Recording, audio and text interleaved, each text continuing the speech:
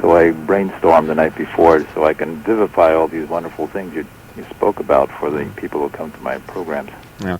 Now the programs. What do you do in these programs? Do people come to you? Obviously, they come to you. They have some interest in classical music. Do they just admit that they don't have the knowledge and would like the knowledge, or?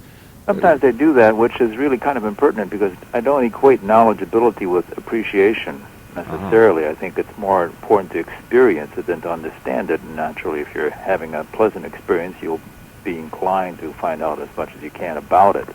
It's like meeting a person at a party. When you're interested in that person, you'll begin to learn things like their phone number or perhaps even their social security number or their pulse rate or whatever happens to go along with the level of intensity that you're interested in that person. Same thing with Bach and Beethoven and Brahms.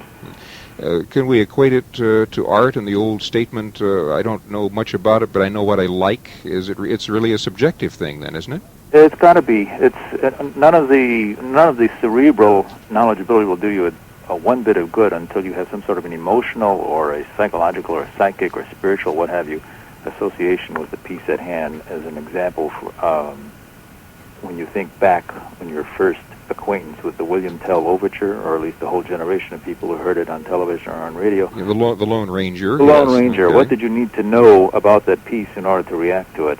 Nothing really. I recall they played it one time in a class that I was in, and everybody was, this is youngsters. We were all jumping up and down in our seats in time with the music, which I don't think the teacher appreciated. But I don't think a composer could ask for a more satisfactory reaction or result from his work than that type of galvanizing reaction that we all had the first time that piece hit us with such incendiary stimulation. Yeah.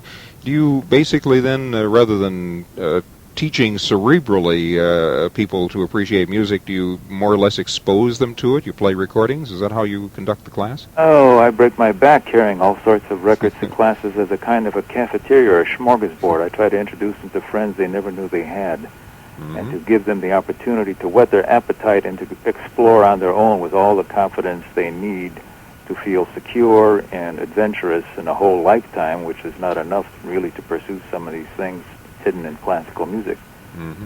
Can you, I don't know, if psychologically, can you tell what kind of people you're dealing with by the kind of classical music they like, or have you ever gotten into that? The kind of people? Well... Yeah, in other words, do certain kinds of people like certain kinds of classical music? I never got into that subcategory quite so much because once you start opening up, you start spreading all over the place. Yeah. I mean, William Tell is fine, but I don't know if we'll ever be able to capture that early reaction that first time around, and from there we go into other avenues and exploration. So what you like at the time that you're 10 years old, 20 years old, or 50 years old could be part and parcel of your human experience, but it would be a different appetite at each stage in your life. Not that you get rid of one. This is not a kind of a going steady with one composer and then dumping him for a new love. You build a whole constellation of love. As a matter of fact, classical music, when you come right down to it, it's got to do with nothing other than love in a philosophical sense of the word. It's either celebrating the presence of love or decrying the absence of love. You think about that, that's exactly what music and all Western civilization does, whether it's pop, rock, gospel, folk, or classical. Yeah. I had gotten the impression, based on my own experience, that one's musical tastes are formed in one's early years, say in your 20s. My particular favorites run in the realm of Tchaikovsky, Debussy, Ravel. I really haven't gotten any into Bach or Beethoven, things like that. You say, though, that people's tastes change, I suppose, because as they become exposed to different composers. Well, you don't have any timetable. There's no order. You don't get into classical music with Bach and Beethoven and then work your way up to the 20th century any more than you'd read a dictionary from Aardvark to Zebra. You find what turns you on. You start from there and explore on your own with the initiative of curiosity and a sense of wonder, which is probably the most important component you need to appreciate classical music, is a sense of wonder.